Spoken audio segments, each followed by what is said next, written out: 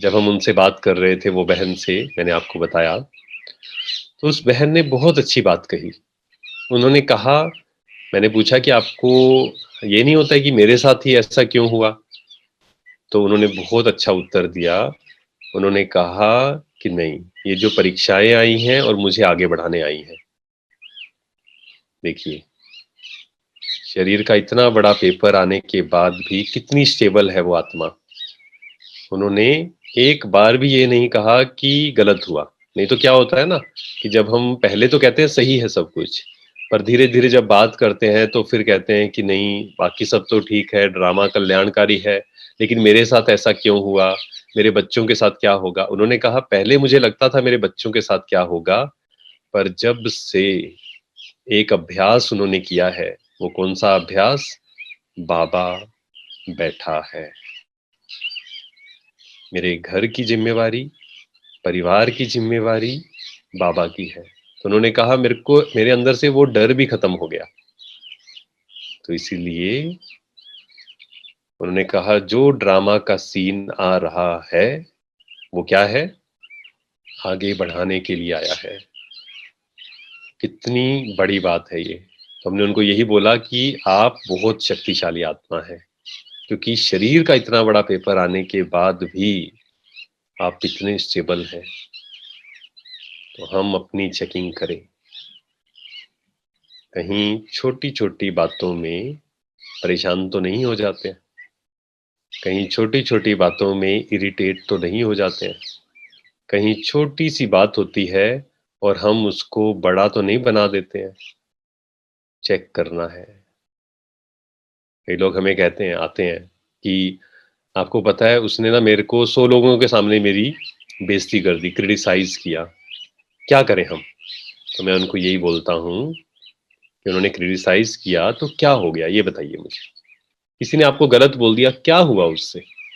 क्या ये बहुत बड़ी बात है? नहीं, बिल्कुल बड़ी बात नहीं है। हमने वो बड़ी बात बनाई है, लेकिन मन ये स्वीकार नहीं करता है। मन क्या कहता है? नहीं, मेरी गलती नहीं है, सामने वाले ने ऐसा बोला इसीलिए मैं डिस्टर्ब हुआ हूँ। सामने वाले को बदलना चाहिए। ये ऐसा क्यों बोल रहा है? ये तो कॉमन सेंस है। नहीं, ये एक्सक्यूज़ेज़ हैं। किसी भी कारण से आप डिस्टर्ब हैं, चाहे वो शरीर का पेपर है, कितना भी बड़े से बड़ा पेपर है, पर अगर आपका मन डिस्टर्ब है, तो आप रिस्पॉन्सिबल हैं सिर्फ़। हमें जो मिल रहा है, मेरे ही कर्मों का मिल रहा है। अगर आप संपूर्ण ज्ञानी, संपूर्ण योगी बनना चाहते हैं, तो इसे एक्सेप्ट करना ही होगा। लेकिन इसके लिए ड्रामा पर विचार सागर मंथन करना है, बहुत गहराई से। क्योंकि वो बहन ये प्रश्न पूछ सकती है। मैं सिर्फ़ एक बहन का एग्ज़ाम्पल दे रहा हूँ, ऐसी बहुत आत्माएँ हैं। आप भी हो सकते हैं उसमें से, शायद आपके भी जीवन में कुछ ऐसा पेपर आया हो जिसको आपने बहुत खुशी से, बहुत शांति से पार किया हो।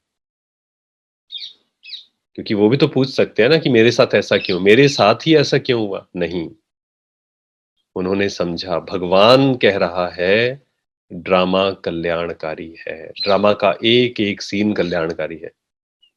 लेकिन हम कई बार क्या करते हैं, ड्रामा के ज्ञान को अच्छे से समझते नहीं हैं, विचार सागर मंथन नहीं करते हैं, इसीलिए डिस्टर्ब हो जाते हैं। नहीं, खुशी परमानेंट अगर आपको चाहिए, किसी भी कारण वो गायब ना हो, उसके लिए तीसरा लेसन, ड्रामा का हर एक सीन कैसा है? आप बताइए। ड्रामा का हर एक सीन जो आने वाला है, जो चला गया।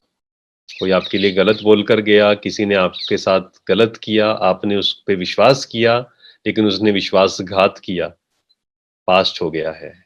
ड्रामा का सीन था, चला गया, कल्याणकारी था, आपको कुछ सिखा कर गया है। लेकिन अगर आप दुखी हो गए, परेशान हो गए, तो आप अपनी एनर्जीज़ को वेस्ट कर रहे हैं, कुछ सीख नहीं पाए।